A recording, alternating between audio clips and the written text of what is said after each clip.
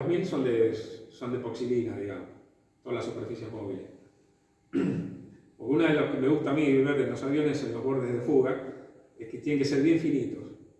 Una de las cosas que pasa con las maquetas es que arman las alas y los bordes de fuga son así de gordos, o sea, en la realidad serían así. Eso tiene que ver mucho con la matriz, porque cuando hacen la matriz tienen previsto que la van a cepillar la matriz a tanta tirada y van reduciendo la superficie. Entonces le dan un poco de extra como para que les dure la matriz más. Entonces suelo o lijarla hasta el límite que se pueda, o a veces si la superficie es plana y no tiene mucha historia, las hago en masilla epóxica. Que después, una vez que la masilla de la epoxilina es una vez que endurece, queda como una piedra y también la podés lijar y sabés que con el tiempo no va a trabajar, eso se va a quedar como está. Por ahí si uno lo hace con plasticar y la lija muy finito, con la temperatura te tiende a pandear, a revirar. Claro, es una piedra. Lo otro, una vez que también hay que dejarla secar bien. Yo a veces la horneo, la meto en el horno, la pieza, antes de ponerme a lijar, la horneo un cachito para que evapore bien todo. Y ya la golpeé y suena vidrio. Entonces ahí podés lijar. Y son detalles que hacen a la calidad del modelo terminado. Ver los bordes de fuga bien finitos. Los paneles también los suelo repasar, aunque sea la maqueta así. O sea, siempre la intervención que uno haga sobre el modelo tiene que sumarle algo, ¿no? Si uno dice, le voy a hacer algo y lo voy a arruinar, no, te prefiero no hacerlo. No lo hagas. Claro, pero si vos ya con la experiencia decís, bueno, lo que le voy a hacer, le va a sumar, se lo hago. Si veo que corro riesgo de arruinarlo y lo dejo ahí, tiene que valer mucho la pena, porque muchas veces los paneles de los aviones o los Hasegawa o de Kinetic pasó que son paneles muy finitos, no tienen mucha profundidad, son muy delicados, pero después con las capas de pintura se tienden a tapar. Entonces uno le hace una pequeña repasada suave, darle un poquito más de profundidad anticipando la pintura que le vas a poner arriba, para después tener panel para hacer el lavado final y tener un cierto panel que se vea, ¿no?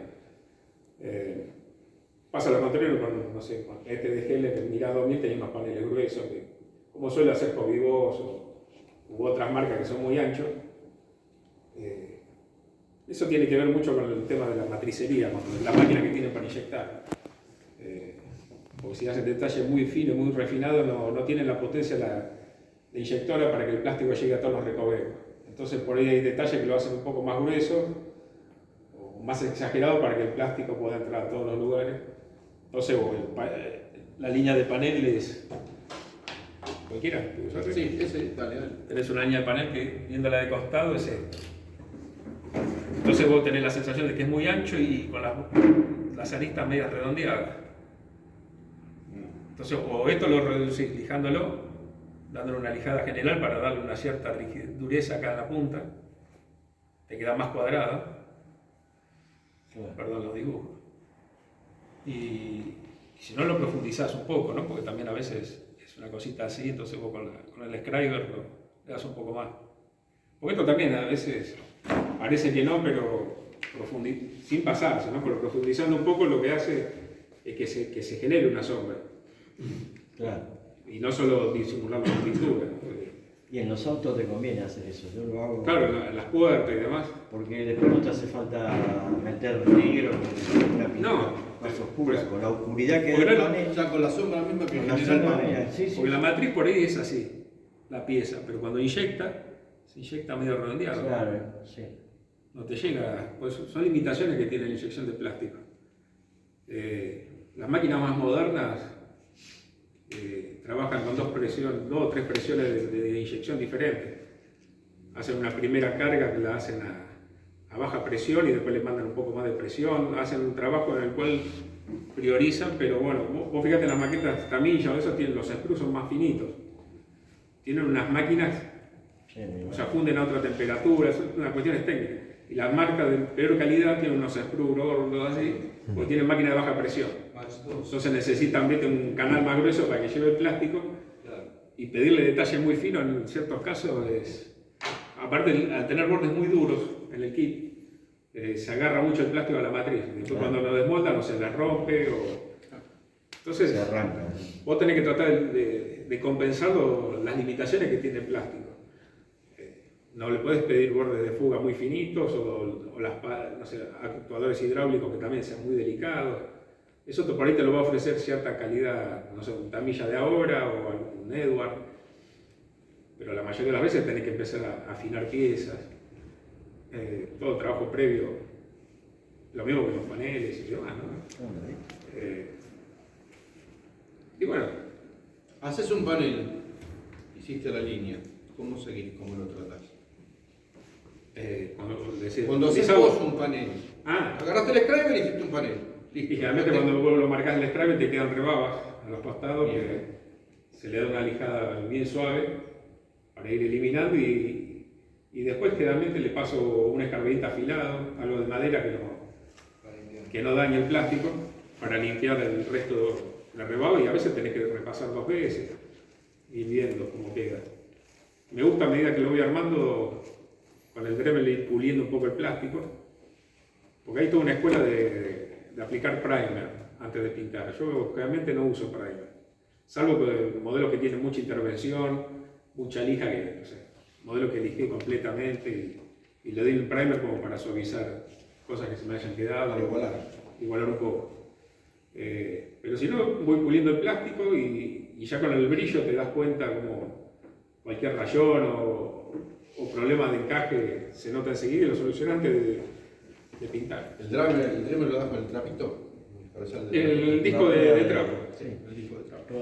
El Dremel lo tengo conectado a un variador de velocidad aparte, cosa para bajarle un poco más las vueltas a veces, y a veces también le freno el cabezal con el dedo y cuando tengo que desbastar también con el Dremel pongo la mano detrás del plástico para sentir el calor si me voy a pasar así y tanteándolo.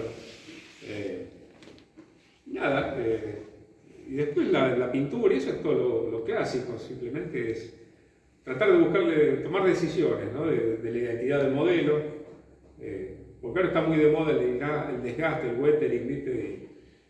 Por ahí hay modelos que tuvieron muy pocas horas de uso, o sea, si te vas a lo histórico, ¿no? Siempre hay que diferenciar entre lo que es lo correcto, lo histórico y después el gusto personal. Entonces, teniendo el tema de la historia, ver bien de cómo estaba el modelo, si estaba muy desgastado, si estaba poco. Mejor si tenés todas las fotos y ya de ahí no tenés gran parte resuelta. Y de eso buscar la identidad. Este Pucará, por ejemplo, yo he visto un montón armados en la red, de gente de afuera, y que la pintura que hicieron ellos no cuenta la historia de lo que fue el avión, por ejemplo, en Malvinas. Es un avión que en este caso fue uno de los más prolijitos que pintaron. Pero por ejemplo, lo que era Fuerza Aérea Argentina estaba enmascarado con cinta, todo un rectángulo. Y vos lo ves cuando vos lo pintan afuera, pintan todo el avión y le ponen la calca arriba. O sea, entonces ahí ya estás descartando parte de la historia de lo que contaba el avión en su pintura, ¿no? O como dejar partes expuestas sin pintar, dejar en metal natural ciertas partes. Por ejemplo, le pintaron todo arriba, le taparon las luces de navegación, las bocachas de los cañones también están pintadas encima. O sea, tiene ciertos detalles que por ahí el que conoce la historia del avión en su situación se da cuenta de esas cosas. El armamento, muchas veces estos aviones con armamento que nunca llevaron. O sea, por ahí la pintura está muy linda, o le hacen un desgaste como si hubiesen estado 5 meses en guerra y el avión hizo 5 misiones, 4 misiones y ya. Este fue uno de los últimos en cruzar. Por eso lo agarraron en estado de vuelo y estaba perfecto. Todo eso es data que suma para no solo tener una corrección a nivel de lo que es el kit, sino también a lo que cuenta el avión en su esquema de pintura o cómo está pintado. Eso se llama criterio de tiempo histórico. Sí. Y mucha gente lamentablemente no maneja ese criterio. Por ejemplo, en la hoja de calca que viene de Kinetic, el avión ese en particular, lo pintaron en Comodoro, ya venía con las rayas amarillas, cruzó a las islas, estuvo 2 días, 3 días sin operar, salió a operar y en esa operación lo derribaron. ¿Cuánto tiempo estuvo el avión? 5 días. ¿Qué desgaste le vas a hacer? No, Nada. Prácticamente nada. Unas pisadas, no sé. Unas pisadas, las ruedas. Hidráulico que se pueden haber. Exactamente, y nada más. Y sin embargo vos ves diferentes criterios con respecto a lo que te decía decir el criterio de tiempo histórico, en donde lo vas a ver que el avión estuvo en las Aleutianas durante 5 meses operando con los americanos, después lo capturaron los japoneses. Y no es así. Está bien, estamos hilando muy fino. Bueno, pero es parte Son- de pero lo es que parte. a uno le gusta hacer. Lo que pasa es que hay que partir, creo que tenemos que partir de cómo vas a encarar el modelismo, qué es lo que vas a hacer. Si te vas a orientar a hacer que sea solo un pasatiempo y que no te importe la cuestión histórica, simplemente armar kits, pintarlo como más te guste, siempre la discusión de siempre, ¿no? O a aferrarte un poco más a lo histórico, hacer un balance. O sea, el tema que yo, para mi punto de vista, ¿no? Siempre mi punto de vista, el origen del modelismo es eso, la representación a escala de algo que existió, generalmente. Como se arrancó en su momento con los tripulantes de los barcos que hacían como ofrenda a las iglesias, hacían réplicas de sus barcos, o hacer réplicas de vehículos para mostrarlo antes de fabricarse, ¿no? Como se hizo hasta. Sí, bueno, en el caso de los barcos se hacía Antes de el modelo del barco. antes de la computadora tenía que hacer la maqueta. Claro, en el caso de los barcos, especialmente los barcos de madera, se hacía el modelo del barco a una escala determinada para saber después cuánta madera ibas a gastar y de dónde la ibas a sacar. O sea que el modelismo en realidad en un comienzo fue una cosa era práctica, no era modelismo, sino que era práctica para una autorización posterior. Y está bueno, por eso digo, las empresas gastan una millonada cada vez en superarse en detalles, mejorar la calidad, y supongo que pasa por el lado de ser más correctos. O sea, por eso es, viste, pintarlo así de forma tan relajada que no te importa, entonces ¿para qué gastar tanta plata en un kit con tantos detalles? Bueno, las grandes empresas hoy tienen asesores históricos, que hace 15 años que no pasaba. Le ha pasado a Tamilla, por ejemplo. ¿Vos te acordás del primer Meteor que sacaron? No estaba. Tanque, con los tanques también las pasadas. Pero le ha pasado con los tanques. Yo me acuerdo del caso del Meteor. ¿Qué hicieron los japoneses? Fueron al Museo de la RAF y fotografiaron el Meteor que había. Y claro, sacaron fotos por todos lados, se fueron. Agarraron la foto, los planos, todo lo que tenían, sacaron el Meteor. Sin saber que ese Meteor eran 2 Meteor. Eran las alas del prototipo, fuselaje de un operativo. Y claro, cuando salió le dieron para que tuvieran, a los japoneses tuvieron que salir a hacer un Meteor nuevo. Porque ¿qué pasa? Si yo te digo a vos, voy a Fadea y digo, mirá, quiero hacer, no sé, el Pampa. Una empresa determinada XX. Bueno, fenómeno. Vos querés hacer esto en escala, sí, bueno, hacer esto en escala vale tanta plata. Vos tenés que pagar los derechos. Muchas de estas maquetas tienen derechos, se pagan derechos. ¿Dónde se ve? Y lo voy a hacer lo más rápido posible. Los autos en un 94, 95, vos agarras la caja del coche, la mirás de costado, listo. Esto es gracias a BF Goodrich, General Motors, Delco. Ya le pagaron a todos. Pagaron los derechos para hacer la Y maqueta. Taleri nos empezó a poner en las cajas productos licenciados por vos, por lo que más. Exactamente. Creo que Kinetic también. Camilla siempre tuvo el acuerdo con Honda. Todas las motos que sacaron en los 80, salía la moto real y en conjunto salía la maqueta. A la vez. A la vez, hacían los lanzamientos en conjunto. ¿no? Y tenían logo Honda, o sea, había una representación. Era una forma de hacerse publicidad, ¿no? Claro, por supuesto. Pero hoy hay que, o sea, hoy... Y cuando pagan los derechos pasa con las ruedas. Hay Sí. muchas ruedas que le cambian una letra, algo para diferenciar, Para diferenciar. para no pagar derechos de Para no pagar los Es un delirio, pero bueno, yo qué sé. Después, no hay mucho más historia en esto.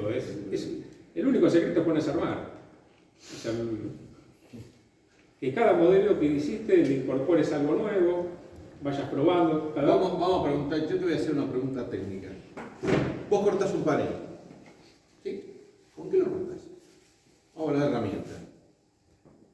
Yo tengo dos herramientas que son imprescindibles para lo que hago, ¿no? Una es el aerógrafo, como la gran mayoría de todos, yo qué sé, fue un gran avance para todos.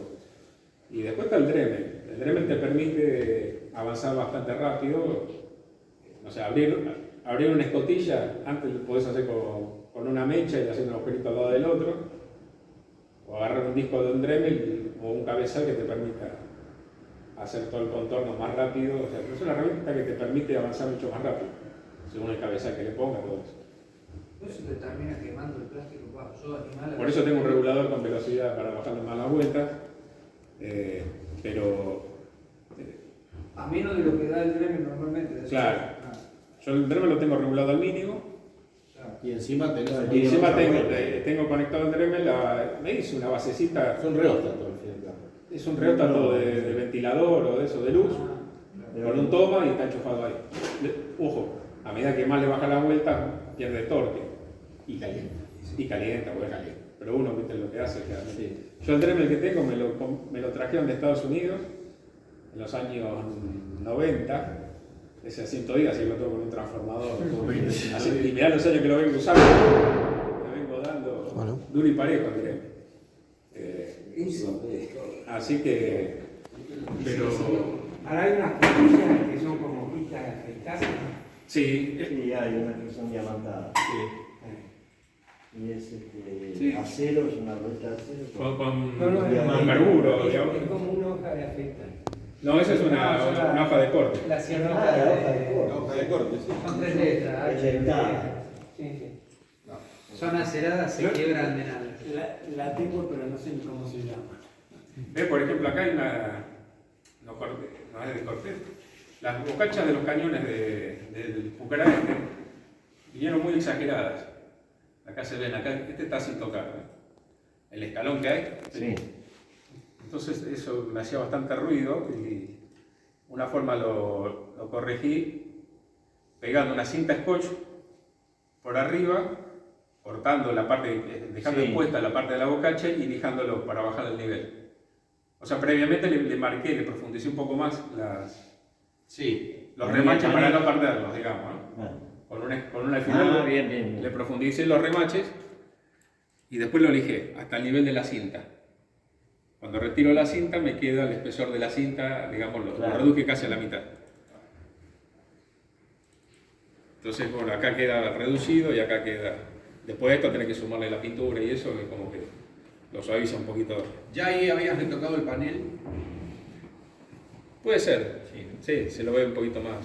Sí, se lo ve profundo. Este panel es de los Delta, lo llevaba el nuestro, el Malvinas.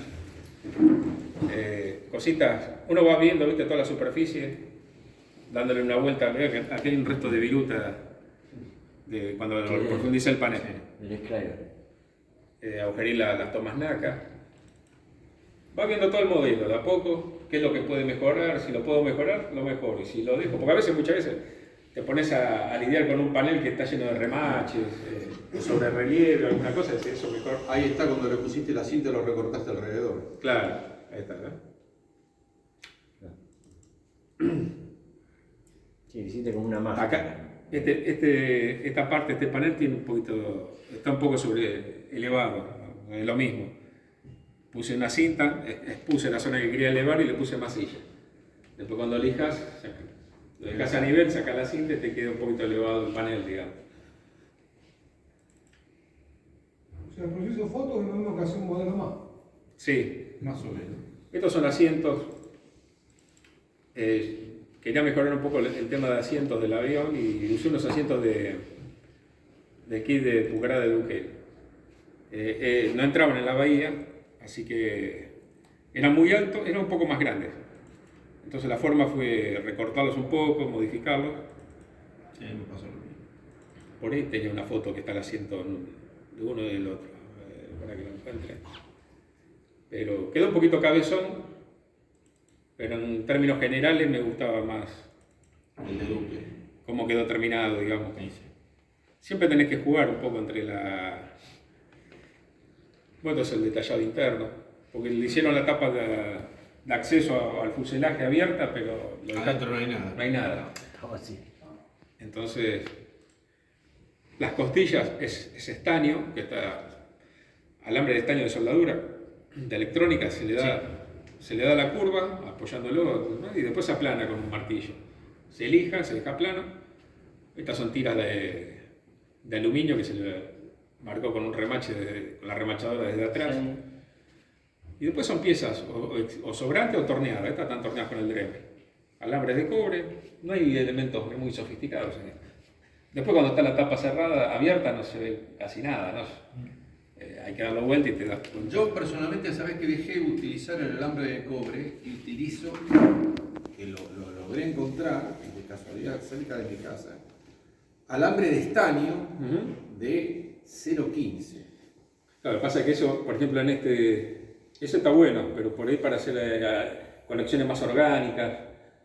En cambio, estas son tuberías hidráulicas que son más rectas. Que son más rectas. Entonces necesitas un alambre más duro. Más duro. O esto también, el alambre de cobre lo podés cocinar, lo calentás con un soplete, con un encendedor y se vuelve mucho más dúctil. Por eso acá como lo ven como brilla, no se lo ablandó. Para precisamente darle la forma más recta y que no se moviera. Usé el armamento del kit de Duquel, que está la pieza original. Pero quería mantener la tapa del kit de Kinetic. Entonces hice un molde de silicona Claro. que acá está. La copiaste. La copié, después hice una copia y la lijé bien, la dejé bien finita y le pegué la parte interna que tenía detalle, que era el de Duquel. O sea, hice esta parte es la de epoxi y tiene parte de la de resina de Duquel. ¿No? ¿Se nota acá un poquito? Sí. Bueno. Y acá lo vacié más o menos ve que acá tiene el resto de la tapa original. Claro. Porque tiene, donde va la tapa tiene todo un Tiene marco, todo un marco. un marco que va por dentro. Entonces primero devasté con el Dremel y después con la lima lo perfilé bien y después lijé todo, lo dejé ras. Al final manteniendo un...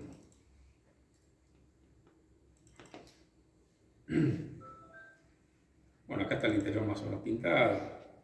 Tampoco me volví muy loco porque esto, ya digo, va cerrado. Ya bastante detalle tenía para lo que se va a ver. Yo con la mitad de eso estoy en lugar, Y uno lo ve muy amplificado, ¿no? Pero esto es así, entonces siempre parece más grotesco, ¿no? Acá está el motor, por ejemplo. Para el motor empecé con donde va el firewall, digamos. Estas luces son del Delta, no las lleva el nuestro. A mí me gusta hacer siempre un soporte donde trabajar el motor. Tomé las medidas. La cuna esa. Claro, hacer una base. Para hacer la bancada, trabajar con el motor aparte y no sobre el mismo kit. Tiene acá está la herramienta que decía. Básicamente se torneé lo que es el cuerpo y después de ahí empecé a meterle detalle. El torno, o sea, lo empiezas a tornar, tenés torno. Tengo un tornito Unimac chiquito, pero lo compré así. Pero muchas veces se puede usar el Dremel. El Dremel, sí. Si el diámetro no es mucho. Y después son piecitas agregadas que se van agregando, que generan volúmenes. O sea, se buscan más o menos los componentes principales de lo que se ve, se tratan de reproducir, se ponen y después se empiezan a conectar con alambres y cosas, hasta que te den los dedos. Llega un punto en el que ya no lo podés tocar más, porque ya cada cosita que le ponga vas a romper otra. Entonces, hasta acá llegamos. Y escúchame, ¿qué es acrílico el cuerpo del motor? es un resto de un tanque suplementario de resina que tenía de sobrante. Que me daba más o menos el diámetro, lo puse en el torno y lo torneé. Nada se tira, todo se transforma. Y después todas estas piecitas son torneadas con el Dremel, chiquitas, ¿viste? Que no dicen nada sueltas, pero después cuando lo empezás a... Mira qué bueno. Ves, por ejemplo, el tema del motor. Ellos hicieron con una bisagra. Eso es lo que vos decías, está bien, sí, me imagino. El tema que si yo Claro, si no, no te abre la... comía esto, porque vos tenés que mantener este diámetro, que es donde va el frente del motor, digamos, que es una cacerola redonda. Si vos comés esto y le pones una bisagra doble, la bisagra se te monta mucho sobre la rejilla de ventilación esta. Entonces esta distancia entre la bisagra y la rejilla está bien. Entonces yo lo que tenía que hacer era desplazar todo el capó para afuera para mantener esas rejillas a la distancia de la bisagra. Sí. Entonces, digo, ¿cómo lo hago?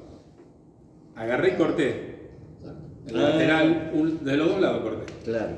para poder girar y generar un espacio en el medio donde reproducir las dos bisagras. Lo único que cambió es que los cierres se acercaron un poco más a la tomanaca, ¿viste? Pero después lo demás se mantuvo. Ahí está. Y ahí me di el gusto de tener una bisagra doble. Lo hice de un lado solo porque el otro no se nota porque está abierta, ¿no? Y después las tapas, acá está una cortada y la otra no. Claro. Es mínima la diferencia. Son diferencias que si uno está más o menos práctico lo va a hacer rápido y te sacas el top de ver cada vez que ves el motor, lo ves con una bisagra sola y lleva dos. Si yo no lo sabía, Claro, pasaba. Una vez que vi la foto vi que tenía bisagra doble y digo, chao, no hay marcha atrás, tengo que hacerlo. Y las tapas, ves, con el Dremel fui comiendo de a poquito las fui adelgazando. Claro. Se va adelgazando y se va trabajando con la luz a contraste hasta que se va poniendo transparente el plástico. Y cada tontería de estas te lleva 2 horas. ¿Entendés? Todo va sumando. Y una vez que la tenés bien delgada, le empezás a hacer la estructura interna. Están medias mezcladas las fotos. Acá está con la estructura interna. Misma situación. Alambre de cobre, alambre de estaño, aplanado, lijado, eso es lo bueno que tiene. Esto también está hecho con alambre de estaño, plasticar y algunos alambres, alguna cosa para darle. Muchas veces tiene que ver más con el ingenio y ver cómo lo solucionás. A veces que uno se estanca y dice, ¿cómo hago esto? Y lo dejas ahí, seguir con otra cosa, te vas a dormir, por ahí pasan 2 días y la idea siempre te está dando vuelta en la cabeza o alguien te lo dice, a veces, muchas veces. No se te cae la idea, te dicen, no, hacelo así. El interior de fotograbado, que en ese momento no había sacado fotograbado de Edward y usé los de Duque. Son más grandes, también los adapté como pude.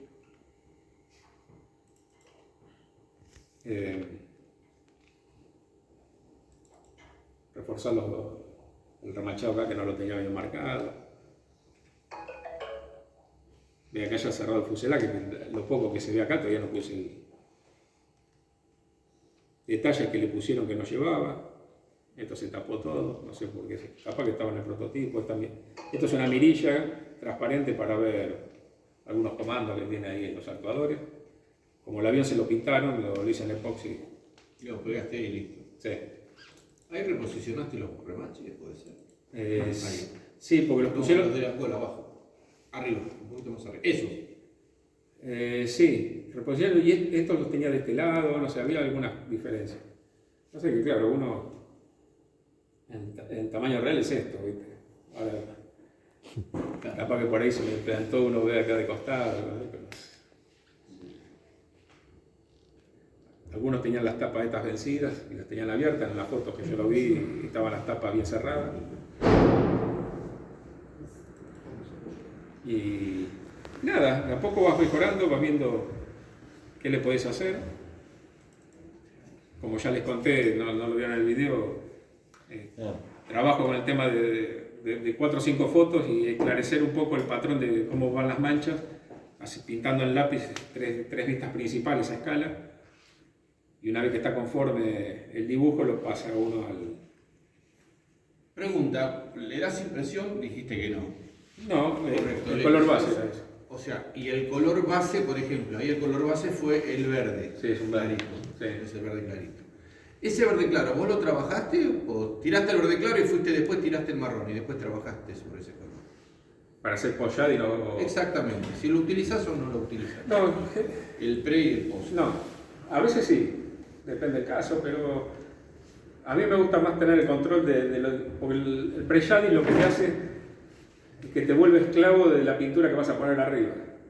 Si te pasaste, lo tapaste, entonces perdiste tiempo haciendo el pre-shading y si no tenés que trabajar, viste, con las transparencias y demás. A veces sí, si el modelo por ahí es monocromático, o en ciertos casos lo podés aplicar. Creo que lo hice, en el 2015 lo hice eso, pero después igualmente tenés que después andar trabajando un poco arriba por las piezas que se te pasaron. En este no, pinté la forma clásica, camuflaje con los dos colores, o los tres. Y después arriba con máscaras sueltas y de acá hice